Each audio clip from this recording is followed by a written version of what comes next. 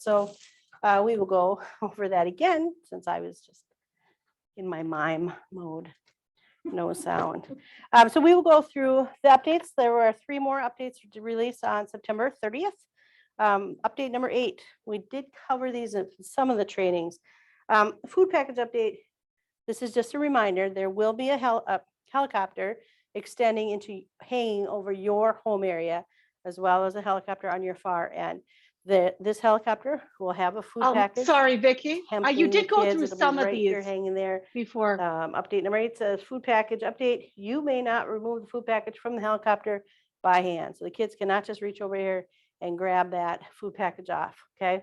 It has to be dropped by the team that's on the other table. So yours is way down at that end. There will be another one hanging over here.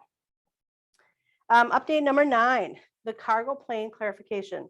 After time, the cargo plane door may experience fatigue and may cause it to lower on its own. It seems like it's kind of a slow lowering. Mission points due to the model malfunction should be in favor of the team. That's rule number 25. At the Minnesota regional and state tournaments, we will be making sure that our cargo planes are up, that we will actually replace any of the Lego pieces. So expect that ours are up. If yours is one of those that experiences fatigue, make sure your robot can get that door down from that high height. Okay, don't assume that ours are only going to be halfway down. So make sure you're practicing with it all the way up, even if you have to hold that. One way to fix that is these 2 black pegs right here are the ones that are experiencing fatigue. So you can replace those 2, or like I said, just make sure you're practicing, assuming that that will be up. Because at the Minnesota tournaments, it will be up. All right, and then update 10 is airdrop sharing adjustment. This is only for the teams that are participating in the remote tournament on December 12th, I think.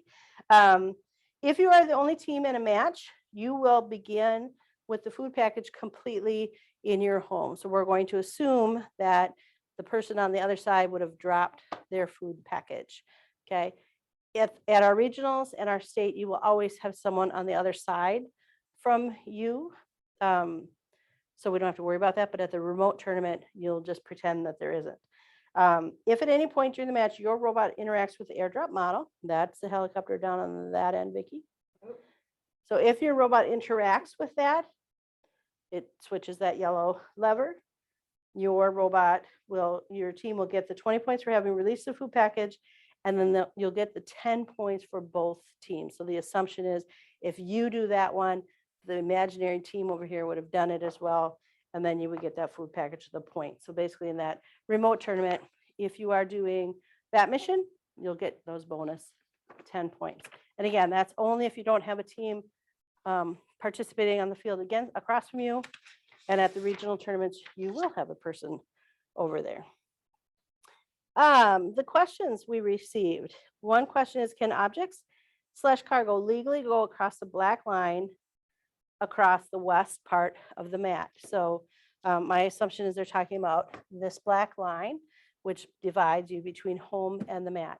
Yes, your robot, when it's coming back in, it can go through this quarter circle, but it doesn't have to. It can come through the home area anywhere along this line. So it can come all the way in here. You just want to make sure that your robot gets completely into the home area, whether it's this part of home or this black part of home, and make sure it's completely in before the kids interrupt or interact with that robot. So they want to make sure their robot is all the way in before they're interacting with that. So if any part of that robot is sticking out, that's not in, and that will cause a loss in the precision token. So if they're coming in on this other side, make sure they've got enough room here. So they may have to shuffle things around as well. All right, our next question is about jigs. Can a jig go all the way to the west wall? And that is, remember, it was rule 13. In the launch area, so there's nothing specifically talked about jigs anywhere in the rules. So we sent an email to FIRST to ask the question, and we got a clarification back So that's how we will interpret it here in Minnesota. So a jig can be used. Here, it's a great way to kind of give the kids a flat spot to start, or give them an idea, you know, for this mission, we always start here. So the jig can be completely in the launch area. It cannot extend out of the launch area. So I can't put it like this. So rule 13 says, for every launch, the robot in anything it's about to move needs to fit completely in the launch area. So I'm not going to move this, but it does have to fit completely in the launch. And you can extend this jig to the west wall. So this jig, they put it there, and that's giving me, okay. So again, that's giving me a nice flat spot where to start. I could put it like this, okay. I can't hold this in place because part 3 says, under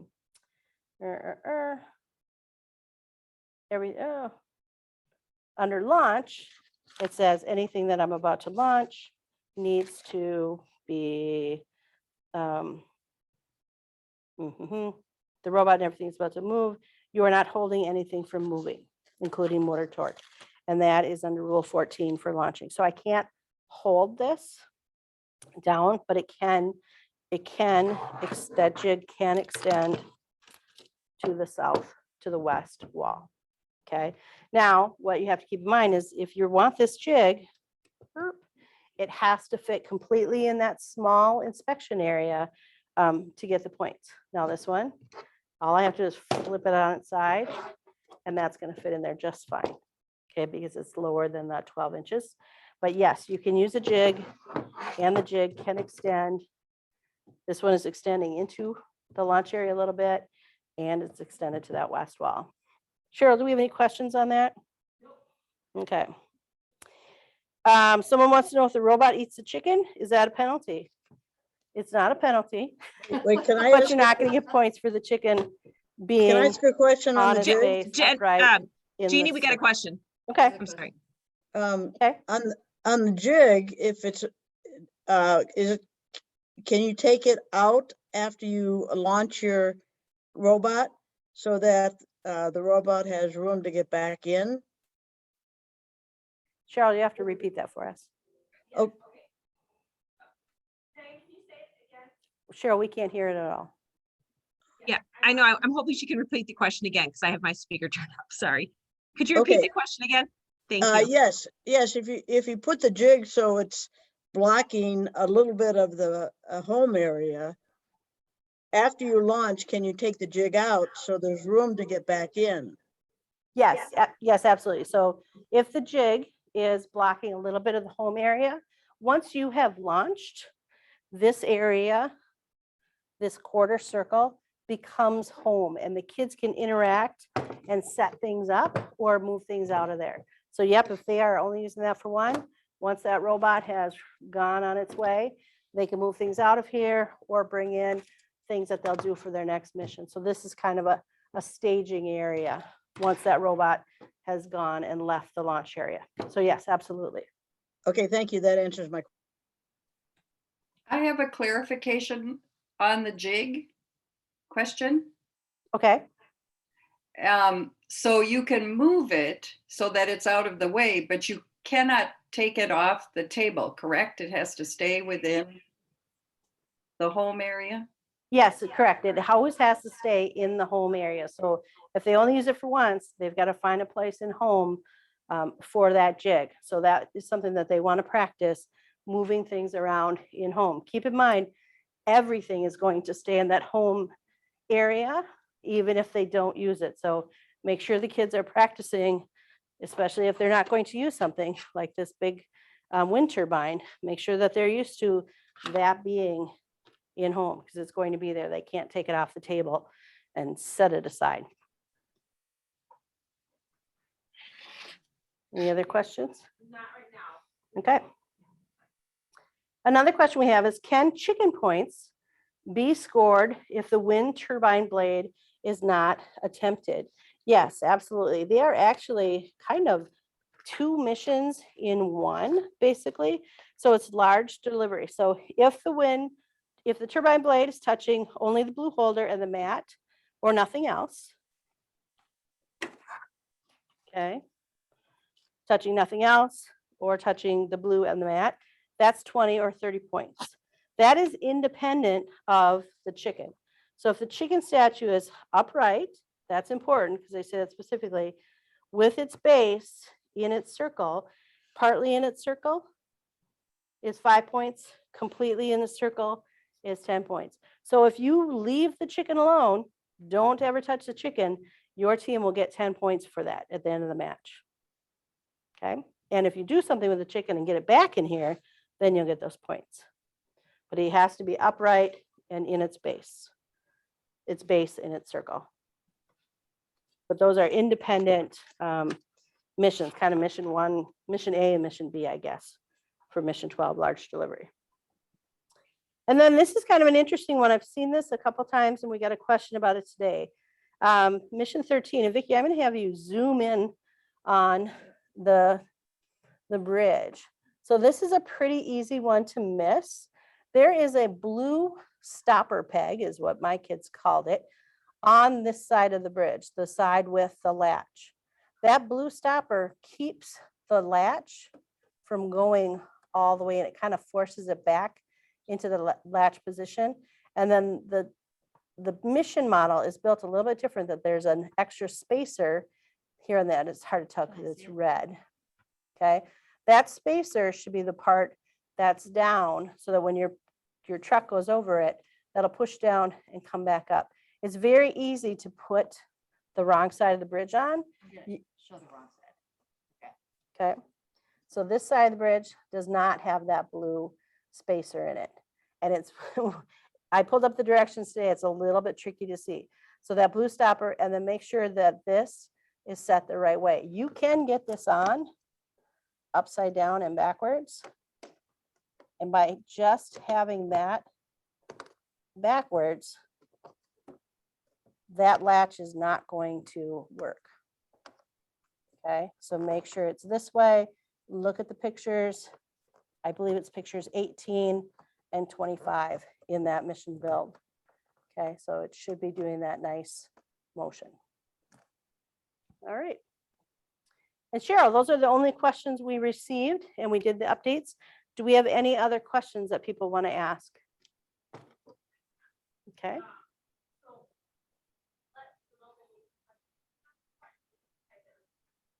Yes, so you can unmute to ask a question, or you can type it in the chat. It does not have to be about games, about the game. You can ask any questions. We're kind of focused on this, but if you have any questions, we'll try and answer them. I have a question in regards to update. Okay, cargo plane. No, the update of them, excuse me. We'll put Mary on hold for just a second and we'll let Justin, could you unmute and ask your question about the cargo plane? Yeah, I'm not sure if this is a result of how we built our model, but the cargo plane, if you go down, if you go down slow enough, sometimes and I think this was maybe asked on the Facebook page, but I don't know if I got an answer. If you open it slow enough, ours actually falls out the back. I'm not sure that's going to be an issue when we really get to it, but it's a very real possibility because I've seen it happen multiple times. If you don't open that cargo door fast enough, that the gray block will actually slide out the front. Is there any way that we could change? So like about right there, Yeah. Ours would slide out the front on its way up or on its way down. Maybe somehow we've misbuilt that, or there's something wrong with ours. Have you guys had any issues with it otherwise, and is there any way to protect against it? It's not misbuilt. That's actually part of the mission. So if you go too slow, you are taking that risk that will fall out the backside.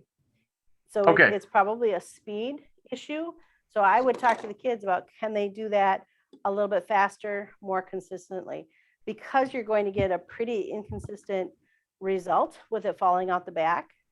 And now this is partly in home and on the mat, the way it fell out the back here. The kids can't grab this and use this later. So the best place for it to go is to come out the front. And Sure. that's not too slow that I did there. Okay. But yeah, I have seen them that if you go too slow, it's popping out the backside. And I know that if I tip this up, it's going to do it. So don't expect that. That's more of a speed issue. So you're probably going to want to maybe activate that a little bit faster. And do the points still work? You're not allowed to use the cargo piece if it's half on, half off. But are you do you still get the same points if the door comes all the way down and it's sitting away from the door? If the door comes all the way down, that is, I'd have to look at my points. So if the door comes all the way down, that's kind of the same thing as the previous mission we talked about. There's kind of point A and point B. There's two different points to Right. that. Yep. So the missions, I'm going to read them specifically. So they are scored independently. So if the cargo plane has been prepared, so the cargo desk door rests completely down, touching its black frame, that's 20 points. And if the cargo plane has been unloaded, so the container is completely separate from the plane, that's 10 points. Those are two separate things. So you could get the cargo plane door only partly down, and that may fall out. We'll see, that's nothing, because this door is not completely down and this is still touching the mat. So that super slow is not really a great thing. And we have seen missions like this in the past that are kind of speed dependent. Last year, the walking, that little treadmill, definitely had a speed. Too fast, it would lock up. Too slow, it would lock up. So they were kind of finding that sweet point. If your gray falls out the backside and happens to not touch, yes, you would get the points for this being unloaded because it is no longer touching, but you would not get the points for the cargo door being down all the way. Gotcha. Thanks. You know, I had a similar question about the same mission, as long as you're on it. Can you show the back of the cargo thing? Like, because I have a problem, or we have a problem with them just falling out the back all the time. If you could just show me what's holding it in the back. Is there like, maybe we're missing something on our model? Okay. Do you see what I, like if you So remove it, it's leaning against. A frame here. So there's a gray frame here that is holding this mission model on there. So if you don't have this, or maybe yours is too high, or this frame is too low. Okay, Definitely maybe they rest put the gray frame on wrong, because we actually just put a peg in it to hold it because we were never able to make it stay. So something's wrong with the way we built it then. Thank you. You bet. Mary, did you have a question? Yes. On update number 8, in regards to the food package, when it states very clearly that the kids can't remove it by hand, if in the team's excitement, it gets accidentally knocked off of there, are we going to allow the referees to put it back on? Are you a plant, Mary? Pardon? You're acting like a plant, like you're a head ref and making me ask this question. No, Yes, no. That helicopter is kind of wiggly. Yes. And a good know. knock to the table might actually knock it off the helicopter base. So I think in that case, our referees, if they see it, they're going to try and reset it. Now, something to keep in mind is the table it's falling on. Yeah. That was a pretty big wiggle. Right. The ref on the other table is the one that would have to reset it. So our referee would have to be going, hey, give us our package back. So our refs would try and reset that as best they can. They may not have enough time, or they may not even see that it has fallen off. I think in that case, Right. probably what our refs are going to do is look to see if they activated that yellow lever Mm-hmm. on the Okay. helicopter. Yeah. and the package had already been knocked off, I think our refs are gonna go, okay, that's benefit of the doubt. Now, Right. don't make that your strategy. Is what I would Exactly. say to the teams. If those refs see you wiggling those tables, they're gonna say, hey, please don't wiggle the table. Especially because we don't want to lose the helicopter food packages. And we don't want the tables to collapse. And we Right. don't want the tables collapse. Good one, Vicky. Okay. But we know how the students can get in their excitement. Yeah. We're ready for any more questions. I have a question about, this is Clara. I have a question about the accident avoidance. Okie doke. We watched the video again explaining the mission, and we noticed that the robot's tires didn't cross that black mark as long as any part of the robot is over that black mark. That should count, correct? Yes, that's correct. You do not need, it does not specify robot tires or the robot controller. It just says any part of the robot is over that black line, the blue line, sorry. So right So- there, that sensor, which is part of my robot, is Okay. over the blue line. So if the robot has an attachment at the top that they use for another mission and then on their way to this place, that attachment does not count though, correct? It has to be the robot body. The scoring condition is that at the end of the match, the robot is parked over that blue line. So is that parked over the blue line if that attachment is over the blue line? Yes. So in that case, what we're seeing right there, Yes. that would be part of the robot is parked over the blue line. So that's an If the attachment robot is that you, parked over the blue accident avoidance line at the end of the match, and the yellow panel is not knocked down, that's Yep. 20. And if the panel was knocked down, that would be 30. okay, so But just the to robot has clarify, to be parked over the blue accident avoidance line at the end of the match. okay, so and that could include that attachment, all right? I just want to make sure that that attachment counts as part of the robot. That attachment, as long as it's connected, attached to the robot, it is part of the robot. And Okay. that's back in the definition of what a robot is. Mhm. The robot is your controller and any equipment currently combined with the controller by hand and intended not to separate it unless by hand. So you can't, we're gonna be a little sneaky here.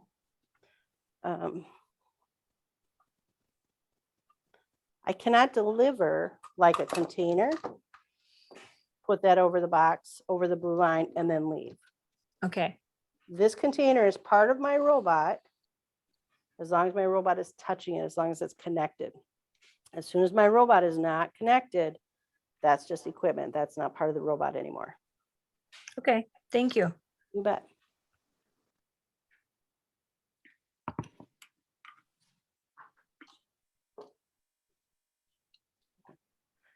And then I just want to keep in mind, someone said that they saw something on a Facebook page.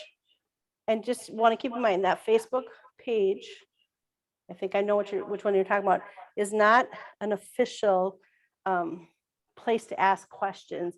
You can get suggestions there. There's a lot of great coaches and good advice out there, but that has no official ruling, no bearing on the rules. The rules are very specifically described in Rule 24, information ranking. So the way that the rules kind of go in line is game updates have the highest authority. So those 10, 9, 10 that they've updated, those have the highest authority. The next highest authority is the missions as printed in the game guide. Then the competition rules, which are after the missions, and then the field setup. So that's the order that things go. So official printed things from first. And then within that, the text has authority over pictures, although this year it doesn't seem that the pictures are confusing or conflicting. Videos, emails, and forum posts have no authority, and that includes that Facebook group. And if you have specific questions, we would really encourage you to contact us here at High Tech Kids, because we will be able to tell you how Minnesota is going to make a ruling. Like I said, there's nothing about jigs anywhere in there. We went specifically to FIRST to get a clarification, and that clarification is what Minnesota is going to use. We're hoping to see an official update from FIRST, but you're going to know about the jigs because you dialed in tonight. So yay you. Okay. On mission 13, what does it mean to be connected to the red book? You should. So Cheryl says on mission 13, what does it mean to be connected to the red hook? And this is one, so platooning trucks. If both trucks are latched together completely outside of home, that's 10, mission 13, right, Cheryl? Yes. Okay. All right. So mission 13 is platooning trucks. So if both trucks are latched together completely outside of home. So basically that means this truck is not latched yet until that red piece drops down. So now if a ref went to pull back on that, it's clearly latched. Your robot does not have to pull that back to prove it. The refs will check that. As long as that is pushed far enough in, that one I'm not going to give you latched because that's not pushed far enough. You want to make sure you're kind of in there enough that that red is going to drop back down. Okay, same thing with the bridge latched, the truck bridge latched to the bridge. If you're clearly past that latch, you're in good shape. If you're pushing that latch and it's not all the way and you can't get all the way past that, we're not going to count that. But again, your robot does not have to pull that back. The refs, that's how the refs will check. But as long as you're past that edge, you'll be considered latched, even if for some reason this were not to pop back up. But we will have those set up correctly. And if that's a mission your kids do, that's also something they should be checking the field and say, hey, that latch is upside down, or hey, that latch doesn't have the blue stopper. They should always be checking the field, especially on missions that they are working with. Okay, did I answer that question? Okay, super.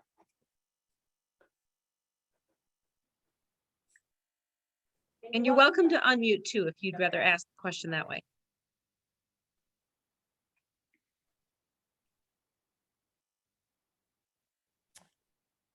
All right, we'll give you a couple of seconds.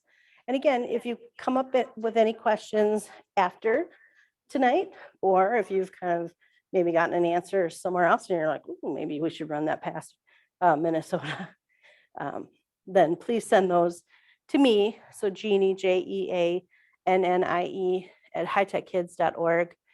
You can send them to anyone at hightechkids.org, but they'll kind of filter them through me. And then if I have questions about it, we talk to our head refs or we talk to FIRST. Yep, we can have judging questions, dancing questions. No, we're not answering those. No dancing. That was last year. Do all the coaches have a clear understanding of the fact that at the tables this year, teams will also be judged on their gracious professionalism? Okay, Mary, so we did cover that, and that is new this year. So I'll just kind of quick go over it one more time. So FIRST has added that your team is evaluated on gracious professionalism at the performance table, at the robot game table. Teams will come in with basically assuming that they are accomplished, which is a score of 3 on your core values. And this feeds into your core values. It does not change your robot game score. The kids will not see what the ref gives them.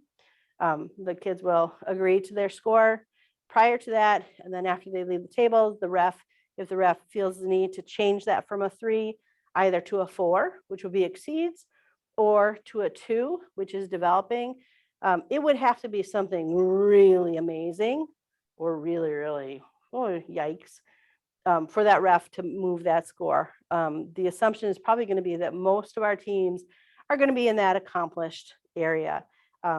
They can't get a 1, they can't get a 0 unless they don't show up to the performance table. So if your kids, something's going wrong with their robot, things are going kerplooey, they should come, plunk their robot into the launch area.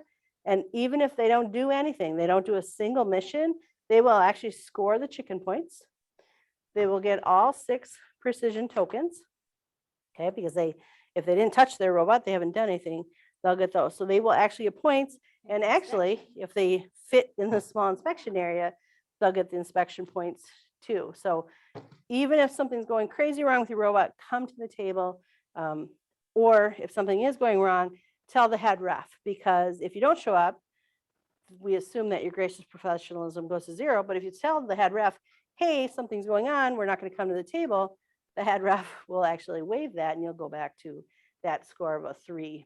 And after the tournament, when we email back your rubrics, you will also get a printout of each of your performance rounds, and you will see actually what the kids got for gracious professionalism. And again, they all start with that 3, that accomplished. We're going to assume that they have accomplished, and it would have to be something super crazy good or super crazy bad. And crying at the table does not count against you, because we know that happens. We have another question. Okay. And I might have to ask them to unmute, because I'm not sure I understand the question, but maybe you do. Can kids help line up the robot on the other side of the table? No. So the question was, can kids help line up the robot on the other side of the table? No, because at a tournament, there will actually be another table on this side. I don't know if we can show that, Vicki. Okay. So there will be 2 tables back to back. So there'll be another table right here. Right now I'm standing in the middle of that table. So your kids can't be here because you would be interrupting and interfering with the other robot. So I know that it's tempting to be practicing, but get your kids used to the fact that there's another 4-foot by 8-foot table right here with all the same mission models sticking over the other side, including that helicopter that's perched over there. So no, and plus only 2 technicians can be at the table.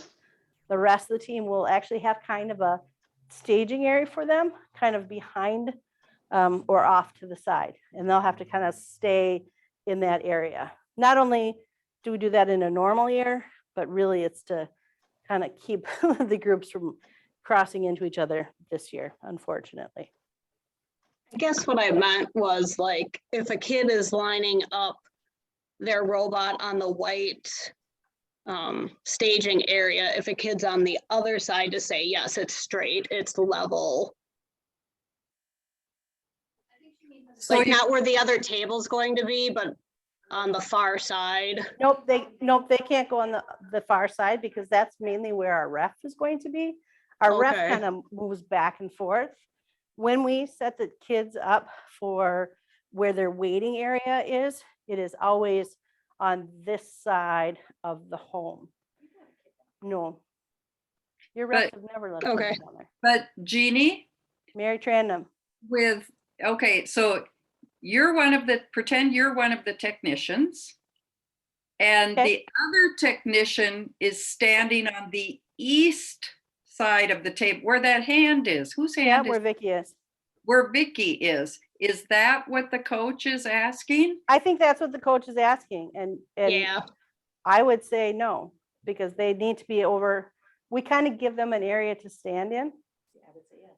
That's a wrap. But I mean, as the second technician, can the second technician stand where Vicky is to help line up the robot? I don't think it's against the rule. It's probably not against the rules. I would say it's probably not a great idea, because the ref may say, that's my space. I mean, I- it's kind of up to the ref, I think. Vicky's a ref. Vicky's been a ref. She's saying, yeah, she'd let it go all day long. I personally, especially this year, because we're just trying to kind of contain things, I would Right. say those kids should be standing back here. But we will run that past our head refs and we will throw it out there on the coach call in the question answers. And we'll address that. See if these guys overrule me. I say no. I say yes. Okay. I So say, we will address that specifically and put that in the question answers. We post this video and we post the question answers, a document under coach calls. So we will say who wins. There'll be an arm wrestling tournament after. Yes. okay, sounds good. Anything else?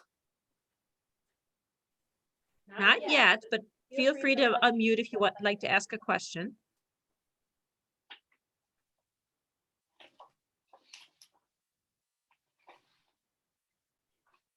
And I think I think one thing I would also address that is if I am looking down an 8-foot table and I'm nervous and excited, it's hard to know if that robot is. Here, Vicky's looking down here. So it's hard for me to look down this 8-foot table and see if it's lined up. If you're concerned about them getting it lined up that perfectly, that's maybe where an aiming jig would come into play, where you can set up a corner or a slot or even a little marker up, on this aiming jig. I could put a little Lego sticking out here, a little Lego piece sticking out here. And that's telling my robot exactly where it should be lined up. I'm going to show you this robot. Maybe Vicky can. Oh, sorry. So this robot has a nice flat back on it. So if I'm using that aiming jig and I've got a nice flat back on that robot, then I don't have to worry about the kid down on the corner telling me if I'm straight. This is flat. I've got a flat wall. I've got a little helper there, and that robot's gonna drive out nice and straight. Hopefully, they're robots. Sometimes they goof. But you can put, markers on your aiming jig to help you line up.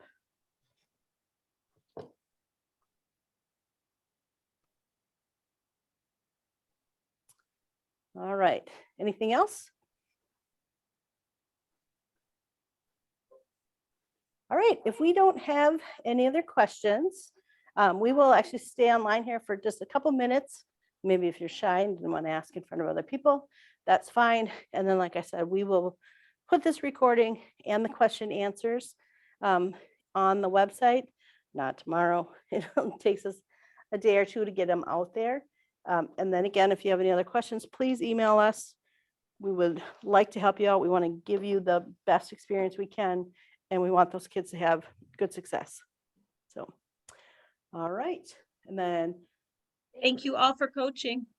and Cheryl says, thank you all for coaching. I'm not sure if you heard that. Vicki and I say that too. Yep. And thanks everybody for joining us tonight.